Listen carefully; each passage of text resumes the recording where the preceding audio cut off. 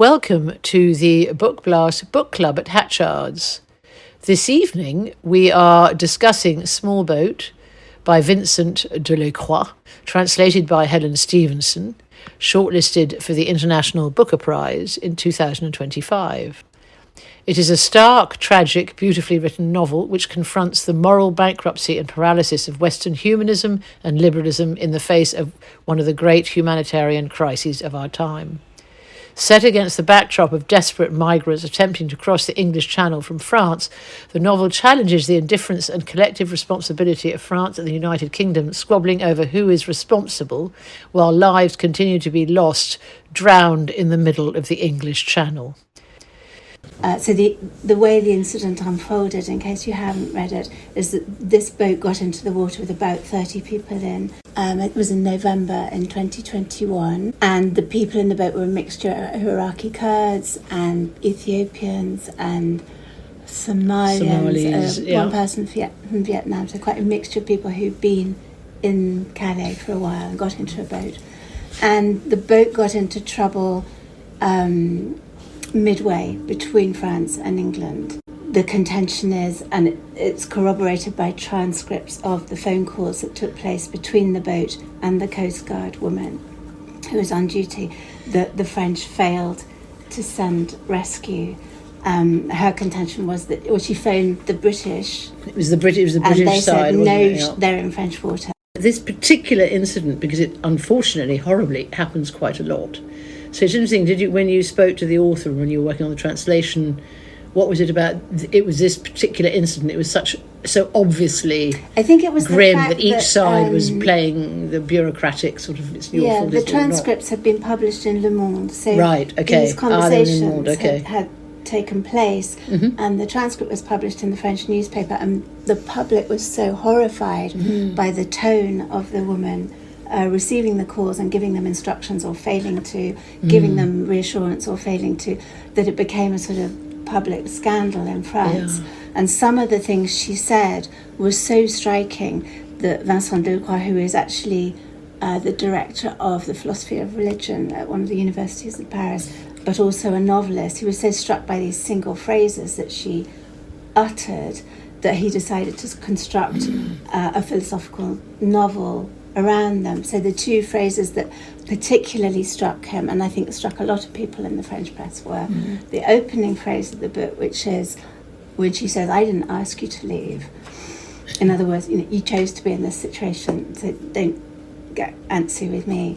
And the closing one, where she says, as they're almost all drowned and this almost one boy is left holding his phone above the water, she says, "You're not listening to me, you will not be saved."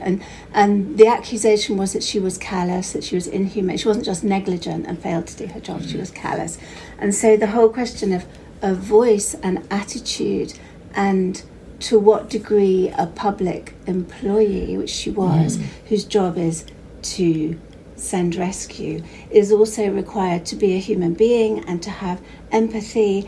And her way of seeing it is, I think that precisely she's required not to have empathy, that she can't do her job if she's constantly thinking who these people are and what their situation is, that she's just there to organise the rescue. The final phrase, "you will not be saved," the author used as a prompt in a way to say they won't be saved, and neither will we if we fail to respond to the distress of people in this situation. So the book is kind of bookmarked by these two extraordinary phrases, and they were the prompt for him to write what's kind of, it's not really a meditation because it's much faster and more urgent than that would suggest. And he imagines her state of mind while she's been stepped down for her job, and she's got all these thoughts about personal responsibility and guilt, and where responsibility for the migrant crisis lies, not just for the crisis, but for the individual lives. Well, there is a collective. I mean, that's where also reading it, there's a collective, there's a feeling of all of us. Is she the end? There's that thing about her being the end of the chain, that they are human beings with stories and families, and the dehumanisation. And you really feel that with this, the drowning in the middle, the three-part. So, I mean, I think what you really feel that. So her process, her journey, if you like, through the book is from one of indignation that why should she carry the can for everybody? And she was precisely the person who was doing what needs to be done. And even if she failed to in that instance for whatever reason, she was actually there doing it while the rest of us were at home. To one where it gradually dawns on her that, like the rest of us, but possibly to no greater extent, that's arguable, she has a moral responsibility to care about this.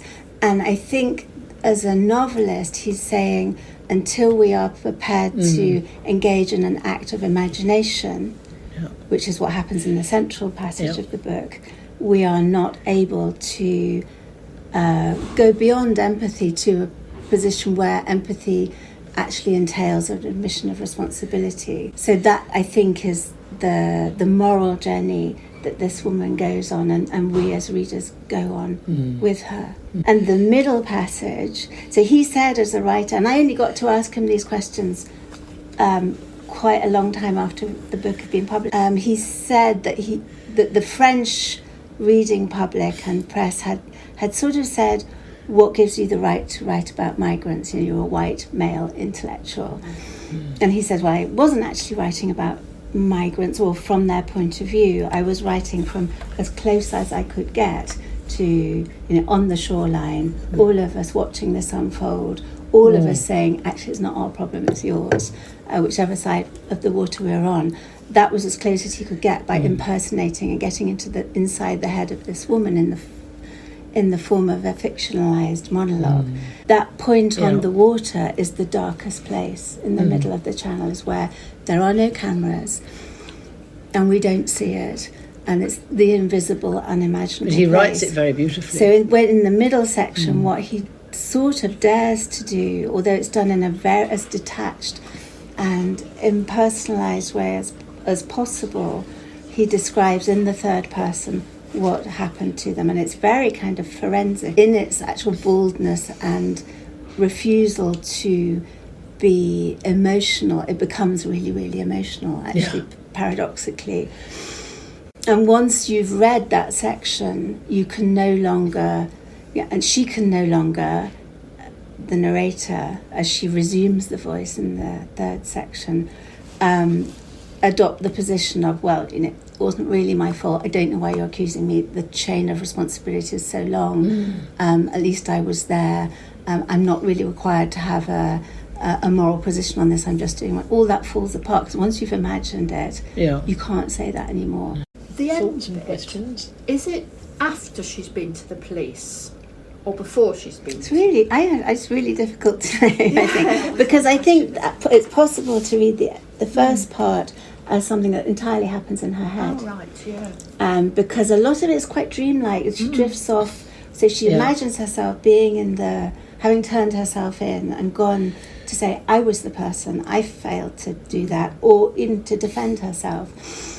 And you get the impression during the first half, third, that maybe she's imagining what would happen if she did, because the police interrogator who she faces across the desk is uncannily like herself. Oh, yes, so it's sort of her alter ego. I think it's possible to read it as her alter ego and her conscience, because in a way our conscience is our alter ego interrogating us about whether we're really sure that we feel what we think we feel. And in the third part, she's accusing herself, or she's accepting the unbearability of her responsibility. Because I was thinking about this yesterday. I was thinking, actually, to be accused of an act of negligence, say manslaughter, imagine you're accused of that, and you wake up the next morning and you think, I did that, and I didn't even realise I was. It's not like being accused of murder. And it's 27 people as well. It's not just one person. Some it's 27 people. And I think that's a terrible thing to live with. And it's interesting, when I talked to Vincent about it, he said that when he first read the newspaper reports, he thought, who is this monstrous woman who said these things? And I was a bit taken aback, because I thought when I first read it, I didn't think she was monstrous. I thought, God, imagine having that responsibility, and through some inexplicable moment or even hour, I don't know, of inattention, which was probably shared with quite a lot of other people, she became this monster in the eyes of the world. And what a dreadful thing to have to live with, and almost that would be enough in itself. I mean, there's a feeling also that she's trained. There is sometimes a feeling when you you're trained to not feel. Yeah, and they have their script. This is what you do. It's almost like a horse with blinkers. Ignore everything else. Ignore the humanity of it. Her script was to send a boat out. Exactly. So why did she ignore the script? She sent several boats. She sent several boats. Yeah. She claimed that she called the British, and the British said yes. The British said, and then there's this ping pong between who. So whether it was confusion. Whether they were in French waters or in... Well, boats, exactly. there is a moment, I guess, when you cross the line. Over. But it's actually quite a fluid line because you're in the middle of a body of water. The sea, why does it matter? If people are drowning, why does it matter? Who is exactly? Well, exactly. That's the question. Why does it matter whether you're French or English? If they're drowning, help them. I think it's a different... It's a question of whether she was incompetent, negligent, or inhuman. We are all implicated in negligence. Well, that's the thing. And we're all implicated in that moment where you just say, this is too much, I can't take it all on. And I think that there is also, I don't know if you saw the reports in the newspapers last week of the Cranston inquiry into this incident. The British responsibility, and there's an equivalent inquiry in France. And the findings of the Cranston report. But one thing that struck me about it was incredibly compassionate. It had the relatives of all the people in the boat just talk about who their family members were. He just took time for these stories to be amplified. And it was so human. I hadn't expected that. I thought it would be very objective and very dry, and it wasn't. And I was so moved by that. The finding was that the failures were mostly to do with underfunding, understaffing, people working too long shifts, people being absolutely exhausted, the repetitive nature of the calls, the fact that the people in the boats, because they were so frightened and desperate, although many of them had done it before, it wasn't their first attempt, they had a tendency to call repeatedly, and so the Coast Guards would say, just call me once, give me your location, and I will send someone as soon as I can. But if somebody's in panic, they call several times from several phones, and then you get 3 different phones and you think, are they in the same boat? Are we trying to find 3 boats here, or 6, or 1? I do find it quite interesting how, I guess one of the things that the book says, to empathise properly, these are individual people, but then on the other side, like when she's is defending herself, like, I'm a very small peg, like at the end of this chain. It's not really comparing apples to apples, if that makes sense. I think what the author's saying is that we are all individuals. And we all bear some measure of responsibility, whether we put ourselves in the front line or not, and get paid for it. Does try to humanise her by introducing us to her daughters, her personal circumstances, which are really difficult. Like, she is humanised, I think. Well, she's humanised because she's human. Well, she's human, exactly. I mean, she's not painted as this evil, monstrous person. She is painted as somebody.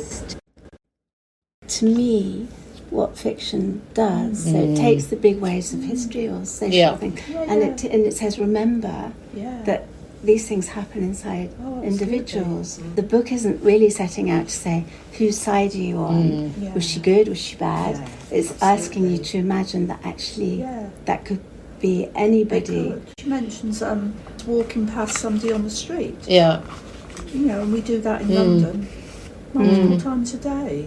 There is a moment when she says, though, that empathy is the luxury of people who stand on the shore and do nothing. So she sees herself as an active participant.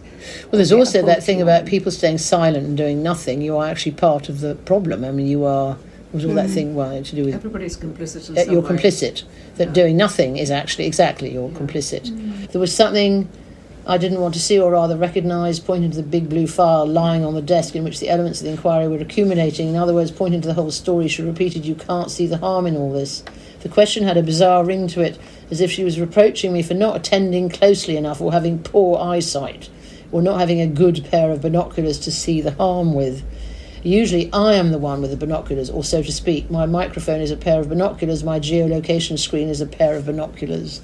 So it's the seeing... I don't know, it's just, I could see true reality much more clearly via a telephone line and the screens than someone with it right under their nose. If you see something happening, then your emotions come into account straight away. Whereas if it's on a screen or then through headphones or whatever, you can analyse without reacting so much with your emotions. That's what she's saying, isn't it? I don't know if it's true for everybody but her particular state of mind, which may have been fashioned by her, it's a déformation professionnelle. It's like she's done this so many nights that you must get inured, and each boat becomes a statistic in a much bigger field of numbers. And what she's accused of, and was accused of in person by the French press, was of cracking jokes or of making light. So it was her tone of voice. And I think what he succeeds in doing well in the novel is rendering that tone of voice and the fluctuations of tone of voice within that monologue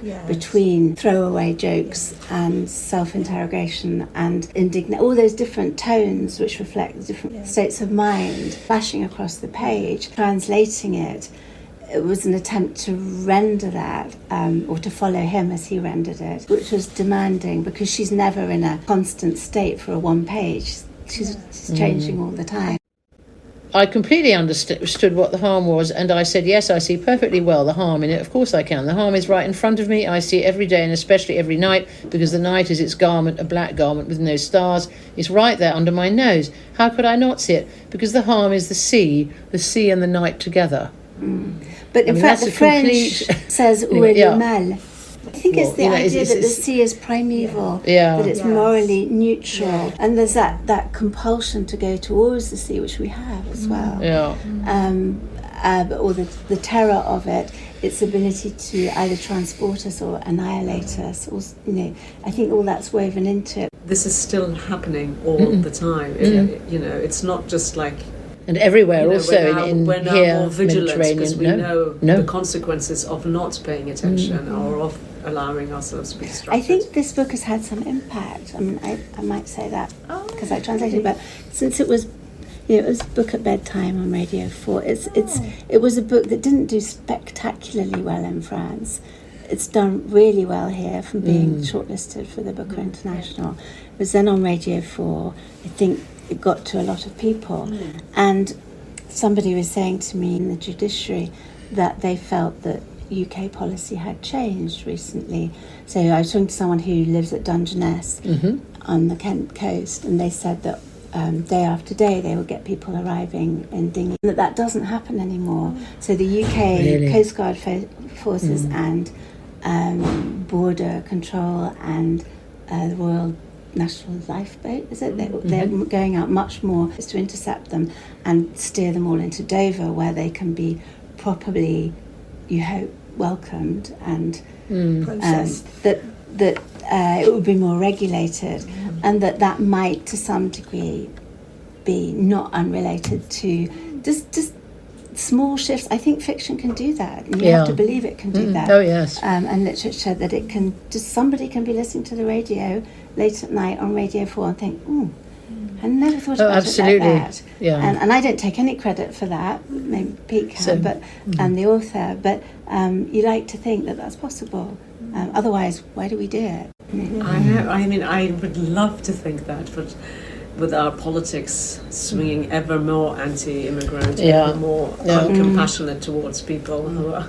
But he is also trying. I was interested in the fact that fiction enabled Vincent Delecroix, who is like the archetypal French, in a way, ivory tower intellectual. Yes. He enters the mind of Eric, who is her husband, who is born in the Pas-de-Calais, who is fed up of the situation, as people are on the Kent coast, of the transformation of their shoreline and their towns in ways that are unrecognisable, and they're partly rendered more extreme by the neglect of the welcoming country to deal with it. But there is a transformation of those places, and Eric articulates that and expresses it and says, I was so fed up in the supermarket, and the cashiers in the supermarket are fed up of it, and everyone's fed up of it, and this is not not how we want it to be. And he's able to articulate that without himself being an extreme right-wing bigot, and fiction can do that. And you read it and you think, maybe. Again, it is a failure, but it also shows that complete failure of leadership and politics and everything. That is just actually what you say is just getting worse and worse. They're not dealing with anything. It's almost going from bad to worse, really.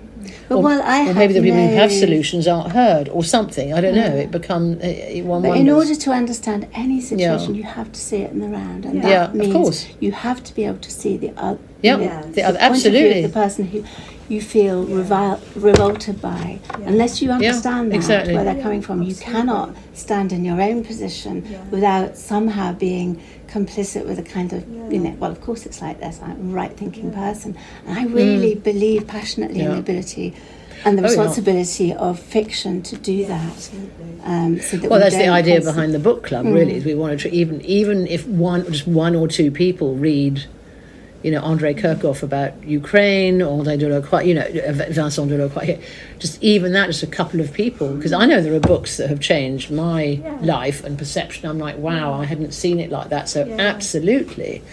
So it's great that this was on the radio, absolutely, that one wants more. I'm interested in you chose the title Small Boat. The French, is it shipwreck? It's naufrage, c'est naufrage, it's shipwreck. So... The small boat has a resonance really here. Different meaning. Did you choose Small Boat? The first title we chose was Save Our Souls, SOS. And Vincent Delecroix liked that, didn't he? And we couldn't translate it as shipwreck because that has really different resonance. That's got a very different resonance. Very good title. Actually said, why don't you call it Small Boat? It's a very good title. And I think it's really powerful because also of the resonance with Dunkirk, so these plucky little boats that went out that got back the British soldiers and brought them back to safety, and that was the original meaning of small boats. And this is a kind of subversion of it in a way, because these are the small boats we want to push back to the French. So it had that double meaning, which I wanted to stay with Save Our Souls, and Vincent did as well, but I think it was absolutely the right choice. No, and Small Boat is actually very good. It is also more catchy, it is small boats, absolutely the point, and it has more resonance, really. And it may not have that kind of moral heaviness of Save Our Souls, which might put people off, actually. But I think in a way that's affected. In Small Boat, it becomes ironic almost, doesn't it? That it's such a huge problem, such a devastating thing to happen, and it's just a small boat. And I was also struck by you saying the word translate actually means ferries. Yeah, it means to ferry across, to late is to bear or to carry across, and I felt really strongly. So I came across this book reading reviews in the French press and thought, well, that sounds really interesting. I haven't read a work of fiction about that subject, and rang the publisher Gallimard and said, has anybody offered for the rights for this? And they said no. It's surprising. And I said, well, I really want to translate it. So I translated a small sample, the first 10, 20 pages, and was really keen to get it published here, and thankfully Pete undertook to publish it. But some quite big publishers didn't want to publish it. I felt that unless this book, actually one of my daughters said this to me, she said, unless this book actually exists in French and English, it won't have made its journey properly, and you can carry it across the water. Because my daughter recommended it to me as well. I mean, I think it's a book that's appealed to people of different generations. I think it's got really broad appeal. I'm surprised that you said it didn't do so well in France. And I went into a bookshop in the middle of Paris, was it last summer, I think, and I wanted to buy a copy of Naufrage, of the French, for the people I was staying with. And I said, I'm looking for this book, and I said, I'm the English translator of it, and it's done really well in the UK, and it's going to be published in America. And I said, you don't seem to have a copy of it. I was really surprised. And he said, yes, it's not a book we've particularly supported. And he sounded so smug, and I was really, well, that's really silly of you, actually. But apparently it did get longlisted for the Goncourt, I think, in France, but it didn't do that well, and I think it was partly because raising the possibility that the French had failed in there. It sounds terrible, doesn't it? And maybe the English really liked it because it makes it look like the French would screw off. I don't know. But that English-French it's the old we know that one, the Franco-British such and you probably found, as a translator, you're often negotiating that. What does Jeremy call it? Passing the buck to porous margin between between France and interesting that the book says it's not a book we particularly supported. It's almost taking a moral stance. Yeah. Yeah, that's very... because when it was serialised on Radio 4, I think it reached a huge public, because so many people have recommended it to me. I've had lots and lots of people. Yeah, I think it has reached. Do you think that when it's serialised on the radio... Oh, that's huge. That's important. Does it kill the sales or does it promote them? It promotes them. I just bought the book from people's recommendations. So it would probably work, even though some people will say, well, I don't need to buy it. Oh, no, the radio, getting on the radio is crucial. Oh no, that's huge. It's terribly important to get on the radio. It doesn't kill the sales. It boosts the sales. Personally to read a book than to listen to a... Yeah. It's a little bit over-determining, isn't it, to hear somebody's voice? I think I did try to read it. I listened to it. I think I tried for 10 minutes and then I just thought, no, I'll buy the book. But audiobooks are huge. Huge. They are huge audiobooks. I don't particularly like the person's voice. Yeah, and I was very aware translating it of the question of pace, and it kind of just hurtling along through her mind. And the oddity about translating is you're focused on one single sentence or a word or a phrase, and you stop at it and you puzzle over it for, sometimes it just goes immediately, and sometimes it takes you 20 minutes to think, how am I going to do this, or longer. And so your pace is very different while you're working on it to how it is when you read it again. So that stop-start thing when you're translating can get in the way of your understanding the forward thrust and the pace of the book, so you have to go back and then whoosh through it again, as though you were reading it, and then say, where are the moments. Would you read aloud? Because I know some people, that's the classic one. I read aloud in my head. In your head, but sometimes people actually do read aloud. Flaubert, that's a famous Flaubert, isn't it, with his Gaulois. He read all his stuff aloud. And particularly rhythm, but I know people who do that. So it's anyway. I mean, to an extent, this is a kind of oral narration. It's as though she was speaking it out loud. So it's probably more necessary to hear it and the voice in your head than it would be with a third person. In the interview with Dua Lipa, the author said that the section in which he described the actual sinking of the boat, he was really traumatized. It was the hardest part of the book to write.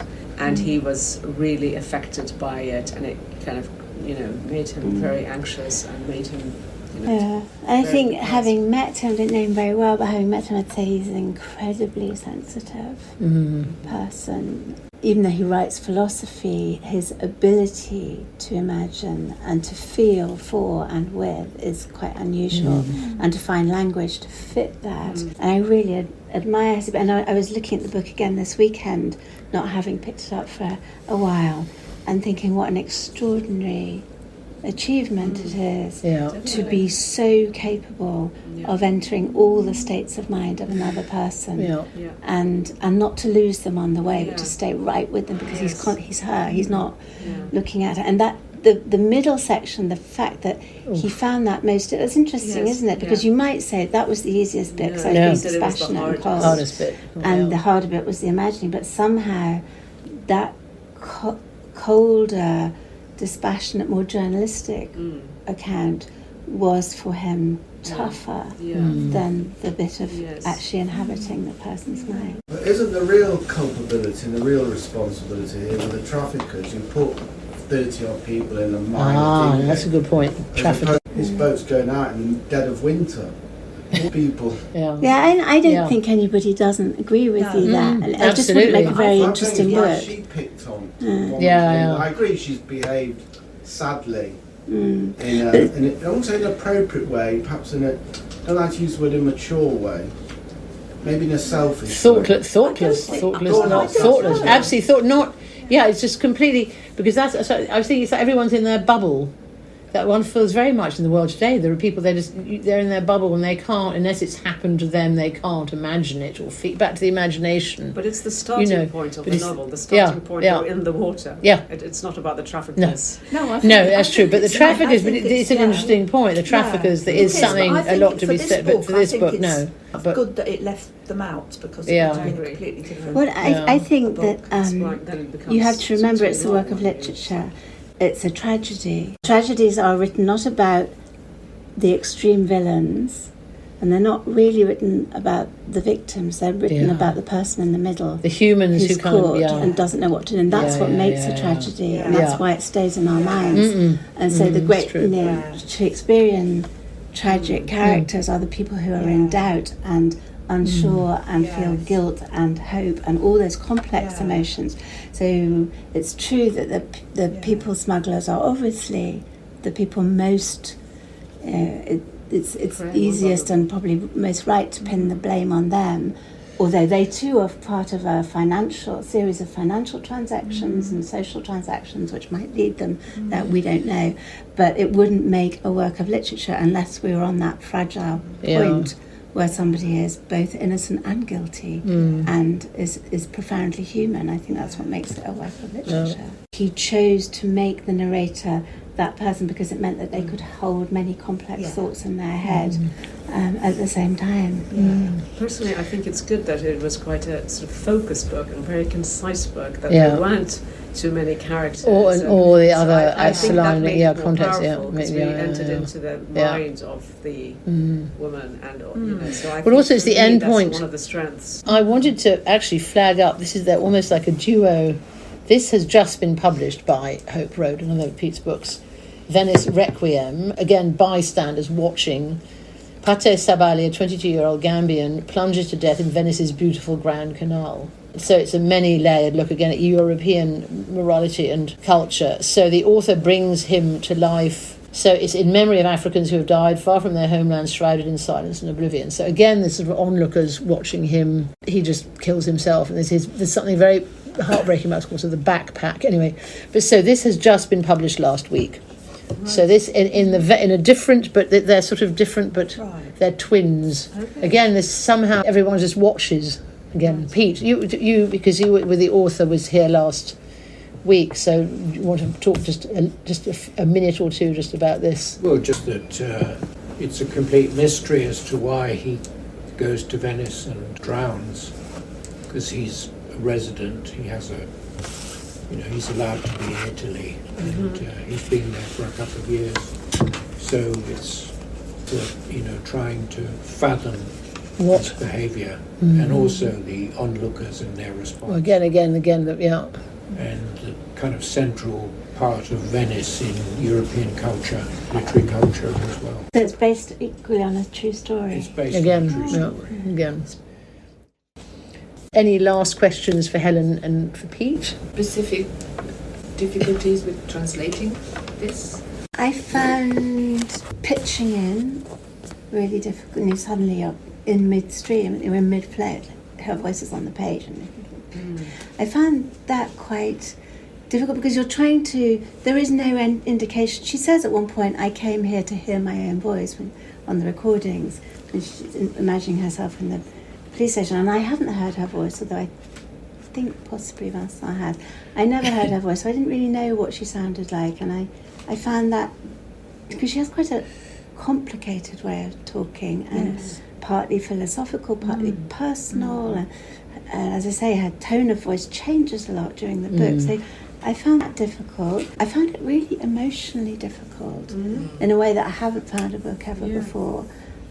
And I found it really difficult revisiting it. And around the Booker thing, I found the way that it was talked about and the competitive nature of the prize, all that, I found that really difficult because I'd been so inside it and felt so strongly about the importance of it that I found that whole context hard. The other element that was difficult from the point of view of translation was because he's a philosopher, so he's constantly using words like le mal, le bien, and he'll say things like à quoi bon, which means why bother, why bother fishing them out of the water, but actually it's a philosophical question about good and evil.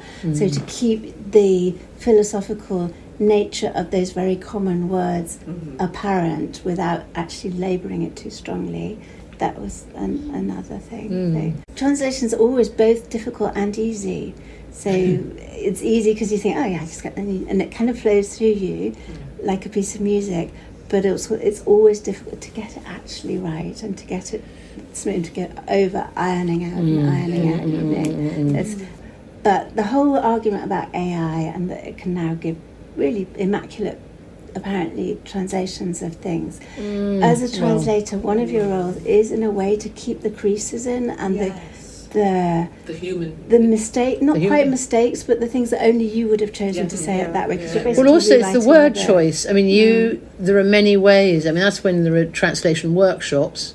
You will take a paragraph, and 5 different people will translate the paragraph in 5 different ways, and how they will choose the word and what's behind it, and how they try and see maybe what is the author meaning or the.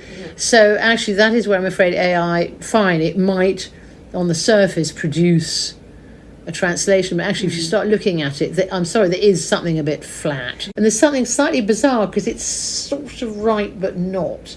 It's like, when you put on a pair of glasses and you kind of see, but it's a bit squiffity somewhere. It doesn't quite work. Well, so it's like, whoa. It doesn't. I will never have idiosyncrasies. No, exactly. That's the thing. Idiosyncrasies. Yeah, that's the reason. It's like a building, an old building that you can hear creaking in the night. Yeah. Exactly. And there's something really lovely and characterful about that.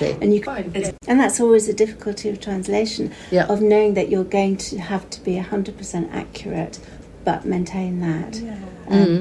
The 2 levels of that. And the more I do, the more I realise that as well. It's interesting you're saying, I know you're a philosopher of religion, because you could actually see this as a work. It's a work, almost a work of moral philosophy. It is. It's about who is saved. It is actually. Who saves whom. Who saves who? Yeah, and who's responsible. And has he written other novels as well? He has written other books. Actually, I looked. He has written other. None of them's been translated. This is the only thing that's been translated. It's interesting that the word to save, which comes back a lot in the French, sauver, in English we'd more usually say rescue, but somehow it didn't seem right to use rescue because it was more of a moral issue. Save. Save more often. Yeah, there we are, back to word choice. So what would and knowing who has written the book.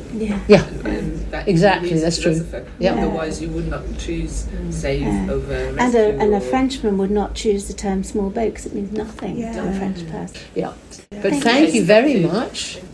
Thanks for listening to this Bookblast Book Club episode. We've been discussing Small Boat by Vincent Delecroix with translator Helen Stevenson. Join us in person on the second Monday of every month at Hatchards Piccadilly. We'd love to see you and raise a glass to fine literature in translation.